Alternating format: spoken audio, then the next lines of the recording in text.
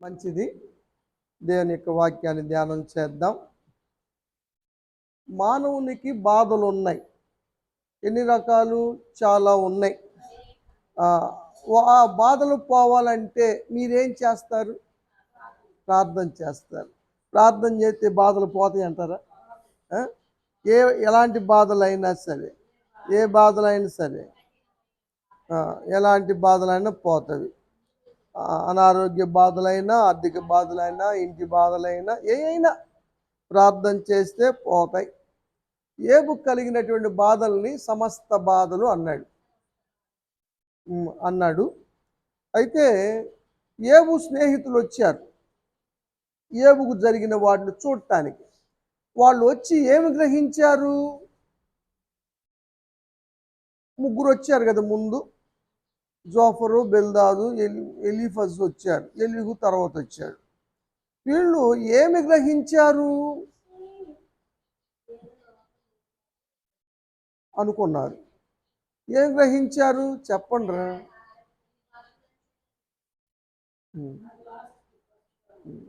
ఇంకా చెప్పాలి. సరే, 2వ అధ్యాయం 13వ వచనం. వారు ఏం గ్రహించారంటే ఏబుకొచ్చిన బాధ అత్యధికముగా ఉందని వారు గ్రహించారు. అందుకని మౌనంగా కూర్చున్నారు. అందరూ సైలెంట్గా కూర్చున్నారు, మౌనంగా ఉన్నారు. సరే, ఎవరు తోసిని వాళ్ళు మాట్లాడుతూ ఉన్నారు. వారిలో ఎలీఫజ్ అన్నటువంటి స్నేహితుడు ఏబుతో ఏం మాట్లాడాడు బాధల గురించి? ఏమైనా ఐడియా ఉందా?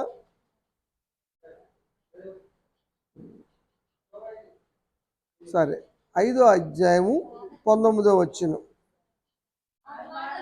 6 బాధలు వచ్చినా 7 బాధలు వచ్చినా ఏం పర్లేదు, దేవుడున్నాడు, విడిపిస్తాడు అని ఎలీఫజు ఏబుతో చెప్పాడు. బాధలు వస్తాయి, అయితే దేవుడు ఉన్నాడు అని మొదట్లో మంచిగానే మాట్లాడారు. తర్వాత బాధకు కర్తలుగా మారారు. ఆ విషయం మనకు తెలుసు.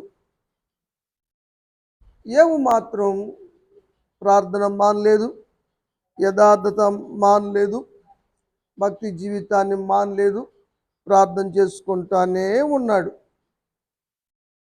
మేలులో ఎలా ఉన్నాడో కీడులో అలా ఉన్నాడు. సుఖంలో ఎలా ఉన్నాడో బాధల్లో కూడా, దుఃఖంలో కూడా అలాగనే ఉన్నాడు. కానీ ఏబు భార్య అలాగ ఉండలేకపోయింది. ఇంకా ఏబు దగ్గరికి వచ్చి, ఇంకెందుకు యథార్థత,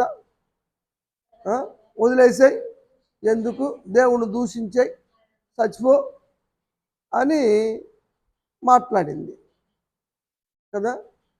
బాధల్లో వచ్చిన సమస్యల్లో మీరు ఏబులా ఉంటారా, ఏబు భార్యలా ఉంటారా?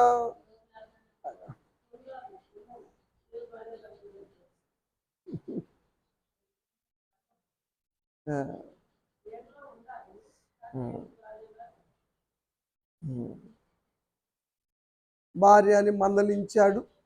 అది మూర్ఖులు మాట్లాడే మాటలు కానీ మంచివారు మాట్లాడే మాటలు కాదు. నువ్వు మూర్ఖుల్లాగా మాట్లాడమాక, మనం దేవుడి నుంచి మేలేనా అనుభవించేది, కీడు అనుభవించదగమా, అలా అనకూడదు అని భార్యతో కూడా చెప్పాడు. ఆయన బాధల్లో కూడా దైవికంగా ఉన్నాడు, ప్రార్థన మానవన్నవాడుగా ఉన్నాడు, యథార్థత మానవాడుగా ఉన్నాడు. ఆయన ఉపమానం చెప్పాడు ఏబు గారి స్నేహితులకి. ఉపమాన రీతిగా ఒక మాట చెప్పాడు. తాను ఎందుకు భక్తి జీవితాన్ని వదలలేదో, ఎందుకని భక్తి జీవితం కలిగి ఉన్నాడో, యథార్థత వదలలేదో అన్న విషయంలో ఒక ఉపమానాన్ని చెప్పాడు. ఉపమాన రీతిగా మాట్లాడాడు ఏబు స్నేహితులతో. 27వ అధ్యాయము 1వ వచనం చూడండి. ఈ 27వ అధ్యాయము ఏబు స్నేహితులతో ఉపమాన రీతిగా మాట్లాడిన మాటలు ఏమిటంటాడంటే 5వ వచనంలో, ఆ,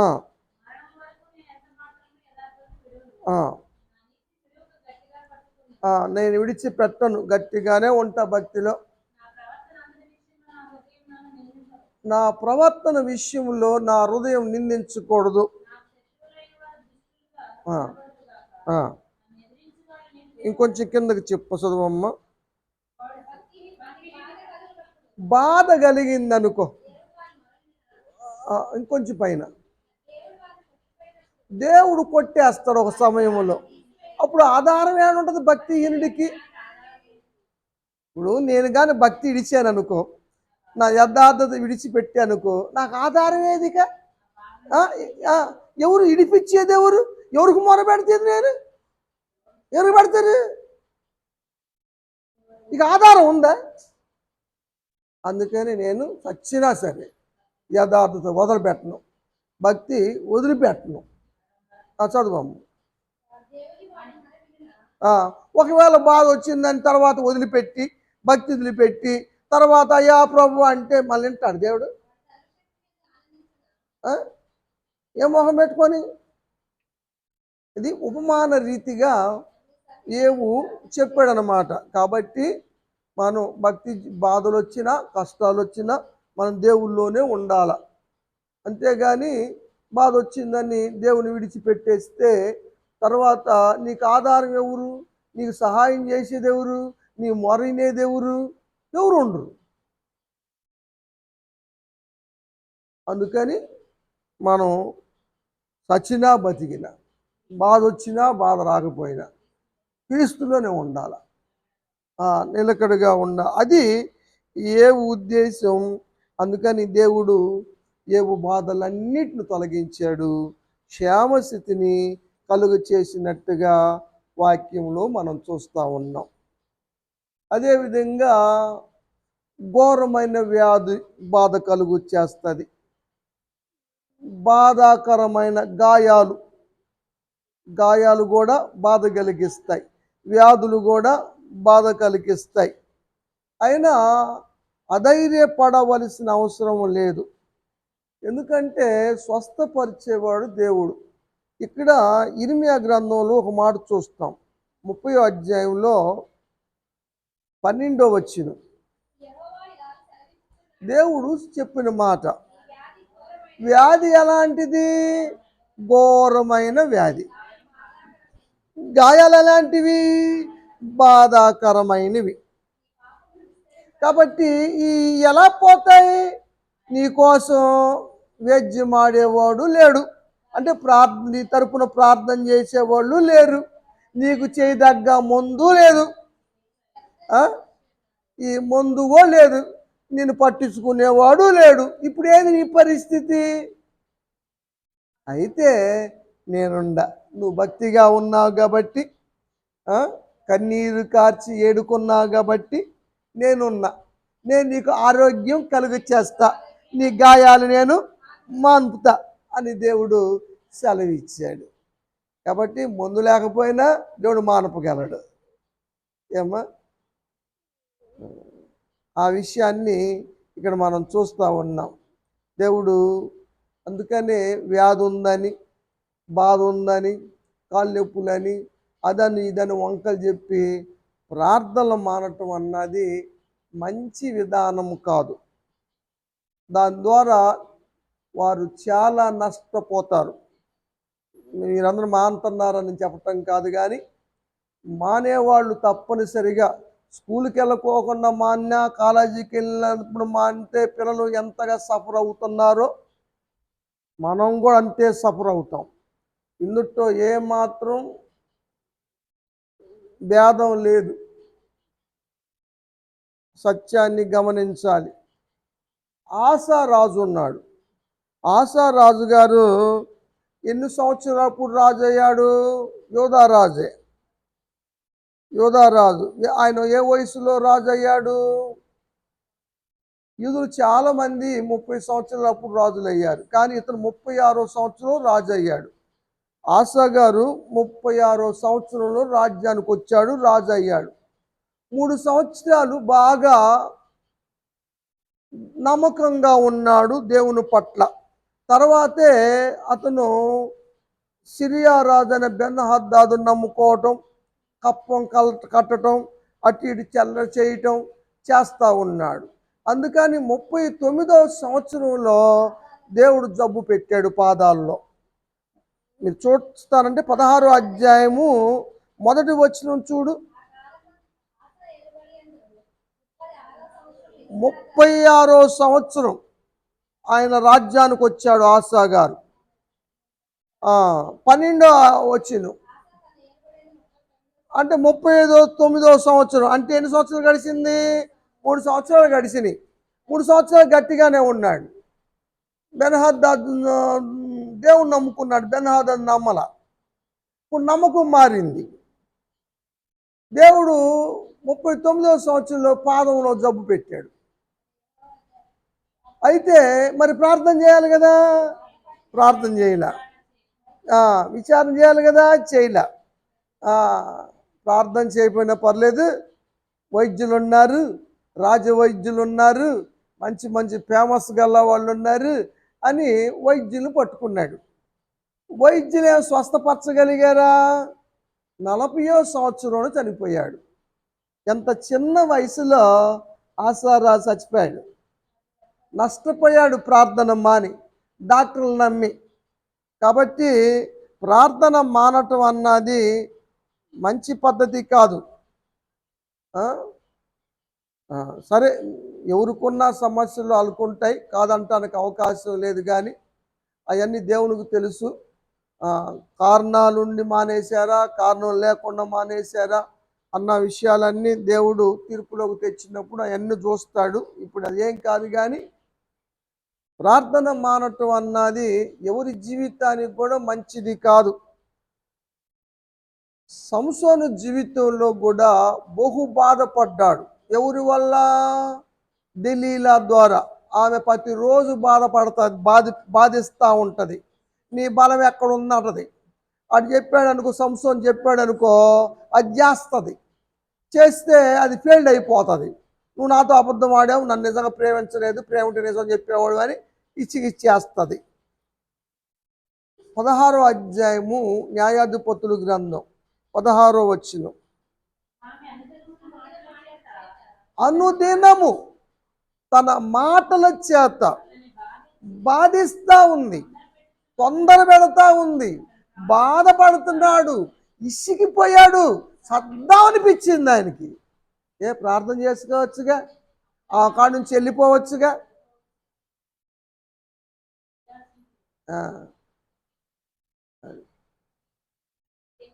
అది పక్షి నెత్తి మీద వాలిందంటే మనం తోలేసుకోవచ్చు. అది గూడు కట్టిందాక ఎందుకు ఉండాలా?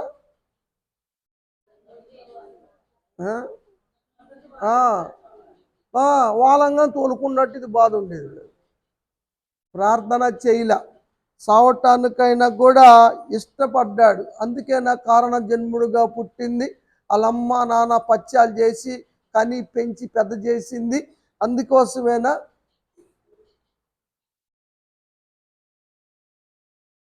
ప్రార్థన లేదు. దేవుడు కూడా ఎడబాశాడు. సంసోను ఫిలిస్తీన్లు పట్టుకున్నారు, 2 కళ్ళు తోడేశారు, సంఖ్యలేసి బంధించారు, తిప్పిస్తూ ఉన్నారు. ఆఖరికి దాగోను దేవతకి మహాబలి ఇవ్వటానికి తీసుకెళ్ళారు. బాహుబలి కాదు, మహాబలి ఇవ్వటానికి తీసుకెళ్ళారు. ఎవరిని? సంసోన్ని.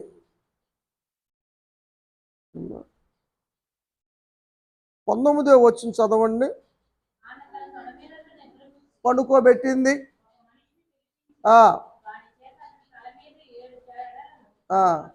నాజీరు వ్రతాన్ని భంగం చేయించింది, బాధించడానికి మొదలుపెట్టింది. బలవంతు పోయింది. వస్తున్నారు, మీ శత్రువులు వస్తున్నారంటే అన్నాడు. ఏముంది అక్కడ? విరజిమ్ముదాం అనుకున్నాడు. దేవుడు కూడా ఎడబాశాడు. దైవశక్తి లేదు. ఇప్పుడు ఫిలిస్తీన్లు వచ్చారు, పట్టుకున్నారు, 2 కళ్ళు ఊడదీశారు. తీసుకొచ్చారు, ఇతడు సంఖ్యలు వేశారు, బందీ గృహంలో పెట్టారు, తిరగలు తిప్పుతా ఉన్నాడు.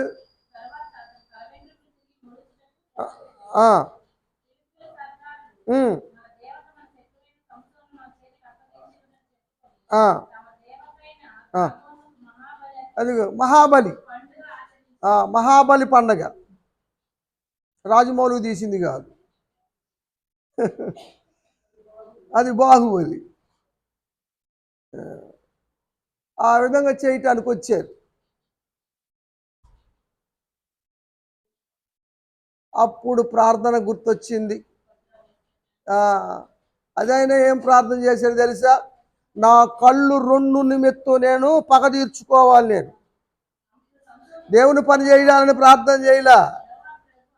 అయ్యా నన్ను బలపరిస్తే, ఈ ఒక్కసారి నన్ను బలపరిస్తే నా కళ్ళు నిమిత్తము వాళ్ళ పగ తీర్చుకోవాల్సిందే, నేను దండించాల్సిందే వాళ్ళని, నేను పగ తీర్చుకోవాల, కచ్చ తీరాల్సిందే అన్నాడు. దేవుడు ఇచ్చాడు, బలపరిచాడు. దాగోను గుడి నేలమట్టం చేశాడు. 3000 మంది చచ్చిపోయారు. సర్దారులందరూ కూడా అందరూ చచ్చిపోయారు. ఏం లేదు. ఆ విధంగా సంసోను జీవితం ముగిసిపోయింది, ప్రార్థనా జీవితం లేక. ఇంకో ఆయన ఉన్నాడు, లోతు గారు. దినదినము తన మనసును నొప్పించుకుంటున్నాడు కానీ ప్రార్థన లేదు, ప్రార్థన చేయటం లేదు. అటు భార్యకి చెప్పలేకపోతున్నాడు, ఇటు పిల్లకి చెప్పలేకపోతున్నాడు, ప్రార్థన చేసుకోలేకపోతున్నాడు. ప్రార్థన లేకుండా పోయింది, ఏమి లేదు. పేతురు 2వ పత్రికలో ఈ మాట రాశాడు, 2వ అధ్యాయం 8వ వచనం.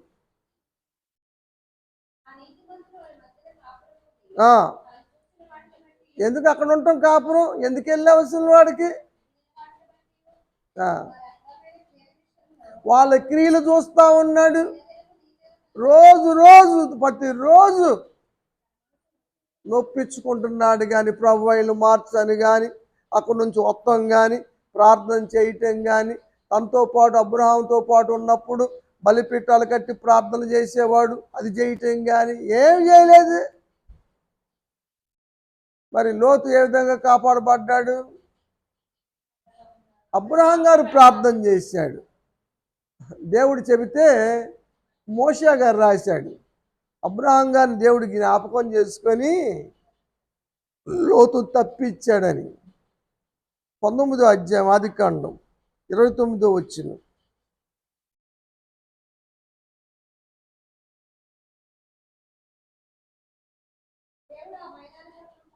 మైదాన పట్టణాలు, సొదొమ గొమొర్రా పట్టణాలు.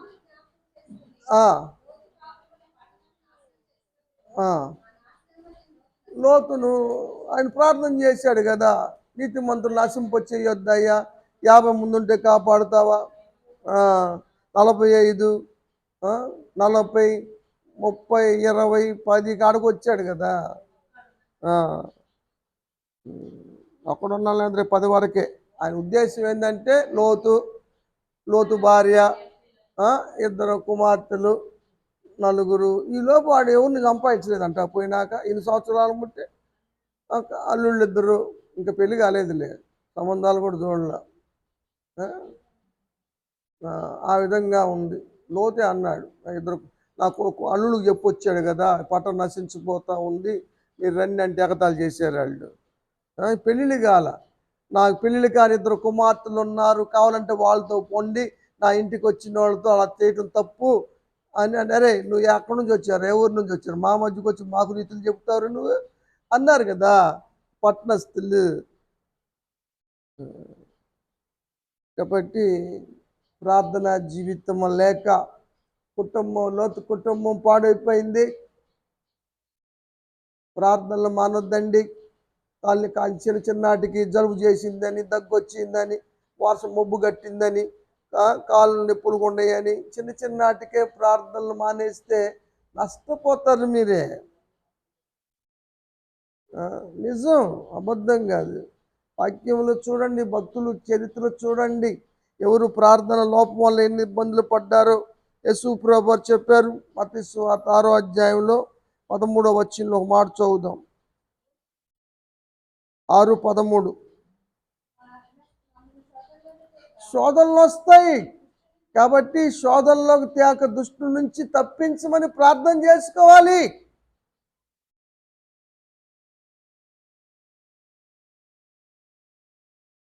ఇరవై 26వ అధ్యాయం 41వ వచనం. శోధనలో ప్రవేశించకుండా మీరు మెలకువగలిగి ప్రార్థన చేసుకోండి అని దేవుడు చెబుతా ఉంటే ప్రార్థన లేవు. రోజు రోజు వస్తూ ఉంటే రోజుకి వచ్చేళ్ళకి ప్రార్థన తీసుకోతుందే ఉంటుంది. తినగా తినగా ఏపు తీగ ఉండాలి కానీ మరి సేదేసినట్టుగా ఉంటేట. సేదే తీనవుతుంటే మీకు తీనైన వాక్యం సేదవుతుందా? ఏమనాలని? రానోళ్ళనండి అయ్య గారు అంటారు. వచ్చి మామూలు చెబుతారు ఎందుకని, వాళ్ళు వింటారమ్మా. క్యాసెట్ పెడతాగా.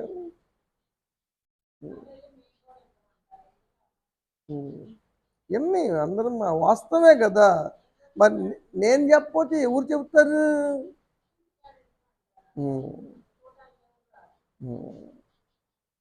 సరే, కాబట్టి శిష్యులు మగతగా ఉండి కనులు భారంగా ఉండి ప్రార్థించలేకపోవటాన్ని బట్టి చెదిరిపోయారు. ముమ్మారు ప్రార్థన చేసి యేసు ప్రభువారు శిలువ యాగాన్ని జయకరంగా ముగించేశారు, రక్షణ కార్యాన్ని చేసేసారు కదా.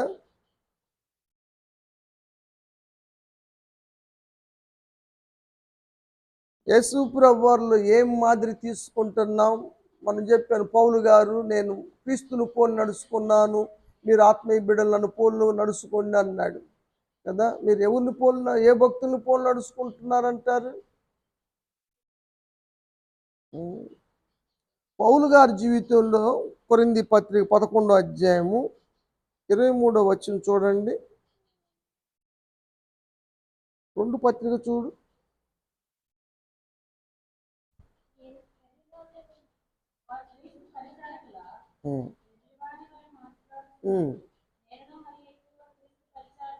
నేను క్రీస్తు పరిచేశా, చాలా ప్రయాసపడ్డా, చెరసాల్లో పడ్డా, దెబ్బలు తిన్నా, ప్రాణ పరిస్థితులు కలిగినాయి. 40 దెబ్బ 39 దెబ్బలు తిన్నా. 3 సార్లు బెత్తాలతో కొట్టారు, రాళ్ళతో కొట్టారు, చచ్చిపడి ఈడి సేవతలు పడేసారు, కిటికీలోంచి కింద పడేసారు. ఒకసారి ఓడలో బద్దలైపోయింది, వెళ్తే రాని చెప్పా కదా. రాత్రి మగళ్ళు సముద్రంలోనే విండిపోయారు. ప్రయాణాలు, ఎన్ని బాధలు, కష్టాలు, వేదనలు, దొంగల వల్ల ఆపదలు, స్వజనుల వల్ల ఇబ్బందులు, అన్ని జనుల వల్ల ఇబ్బందులు.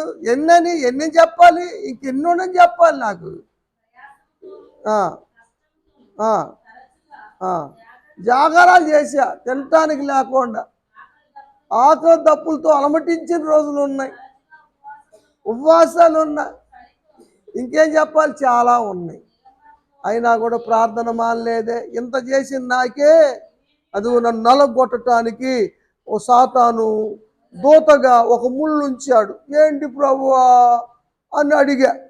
3 సార్లు ప్రార్థన చేశా, ముమ్మారు ప్రార్థన చేశా, నా కృప చాలులే అన్నాడు కదా. ఆయన ఇన్ని వేదన పడ్డా ఆయనే ప్రార్థన మానల. మనం ఊరకే ప్రార్థనలు మానుతాం. ఏందో మరి దేవుని కృప ఎలా పొందుకోగలుగుతారు? ఇప్పుడు పౌలు గారు ప్రార్థన చేశాడు కాబట్టి నా కృప చాలులే అన్నాడు. ఇక ధైర్యం వచ్చేసింది కదా. కృప పొందలేం మనం కదా. కాబట్టి సీని గారి కుటుంబంలో కలిగే శ్రమలన్నీ కూడా దేవుడు తొలగించును గాక. ప్రార్థన మరి కొంచెం ఇబ్బందులుగా ఉన్నారు కదా. అల్లుడు గారికి ఆపరేషన్ అయింది కదండి సీని గారు, మరి ఎవరికైనా పెడతానంటే ఈ గురువారం కూటం మా పూర్ణ ఏర్పాటు చేసింది, ఆమె కోరుకుంది, కాబట్టి మార్చే పని లేదు అన్న. ప్రార్థన మాత్రం మాది ఖచ్చితంగా జరగాల్సిందే. ప్రార్థన మాది ఎట్టి పరిస్థితులు ఎవరో ఒకళ్ళు వస్తాం, మా పేరున మా కుటుంబం పక్షంగా చర్చిలో ప్రార్థన జరగాల అని చెప్పాడు. నిజంగా బాధలు, చాలా బాధలు పడ్డారు. దేవుడు అన్నిటి నుంచి విడుదల తీసుకొస్తా ఉన్నాడు. మరి అమ్మాయి పూర్ణ ఉన్నప్పుడు సీని గారి ఇల్లు రావటం వరకే కానీ కుటుంబ బాధ్యతల విషయాల్లో పెద్దగా పట్టింపు లేని వ్యక్తిగా జీవించేవాడు. అన్నీ పూర్ణ చూసుకునేది. తర్వాత మహిమలోకి పిలువబడ్డ తర్వాత ఒంటరి అయ్యాడు. మరి బిడ్డలు కూడా హ్యాండిక్యాప్ట్ పిల్లలు ఉన్నారు. మరి వాళ్ళు పెట్టుకొని సాధించుకుంటూ కుటుంబానికి అండగా నిలబడి మరి తను చేసే జాబులో రోజు చేసుకుంటూ పిల్లలు చూసుకుంటూ మరి ఉదయం పోతే సాయంత్రం నైట్ దాకా వచ్చే అవకాశం లేని పనులు అయినా ప్రార్థన వస్తాడు. ప్రార్థనకి వెళ్ళటానికి కూడా ఒకసారి ఆయనకు అవకాశం ఎవరు, సెలవు ఎవరు, అయినా కూడా పొద్దున్నే వస్తాడు. ప్రార్థన చేసుకొని వెళ్తాడు. ఆదివారం ప్రార్థన మిస్ అయితే ఏదో పోగొట్టుకున్నట్టుండదు అయ్యగారు అంటాడు. అది ఆ విధంగా వారి కష్టముల నుంచి, బాధల నుంచి దేవుడు విడిపించాడు. వాడు భక్తి జీవితాన్ని కొనసాగిస్తూ ఉన్నారు. లేకపోతే మరి పృథ్వీ కూడా అసలు చేత్తో పెన్ను పట్టుకుంటానికి లేదు కదా, మరి చెయ్యి మిలితిరిగి ఉంటుంది కదా. మరి అలాంటి పిల్లోడు 10th క్లాస్ ఎగ్జామ్ రాసటమే గ్రేట్ అనుకుంటే ఇంటర్ రాశాడు, డిగ్రీ రాసి పాస్ అయ్యాడు, ఇంటర్వ్యూలో సెలెక్ట్ అయ్యి జాబ్ చేస్తున్నాడు. దేవుడు ఎంత కృప చూపించాడంటారు. అలమ్మ లేకపోయినా అఖిలాకి పెళ్లి చేశాడు. అమ్మాయికి మరి డెలివరీ అవటానికి మరి సహాయంగా నిలబడ్డాడు. అమ్మాయి కాన్పు అవటానికి కూడా మరి పుట్టింట్లోనే ఉంచుకున్నాడు. అమ్మాయి మళ్ళీ స్నానం చేయించి పంపించిందాక ఆడవాళ్ళు లేకపోయినా కూడా ఎన్నో సమస్యలు. ఇవన్నిటి నుంచి ఒడ్డున పడ్డాడంటే ప్రార్థనే, ప్రతిదానికి ప్రార్థన. ప్రార్థన చేయండి ప్రియమైన దేవుని బిడ్డలారా, దేవుని సహాయం పొందండి. ప్రార్థన లేకుండా దేవుని సహాయం పొందలేం మనం. ఇంతకుముందే చెప్పారు, నాకు కూటం స్టార్టింగ్లో చెప్పారు, మాకేదైనా కష్టం వస్తే, మాకేదైతే బాధ వస్తే ప్రార్థన చేస్తాం కానీ ఇంటికాడ ఉన్నామని. ఏమో ప్రార్థన చేయండి, దేవుడు తప్పనిసరిగా సహాయం చేస్తాడు. ఎన్ని బాధల నుంచి అయినా మిమ్మల్ని తప్పిస్తాడు, విడిపిస్తాడు. దేవుడి మాటలు ఆశ్రయించి దీవించును గాక.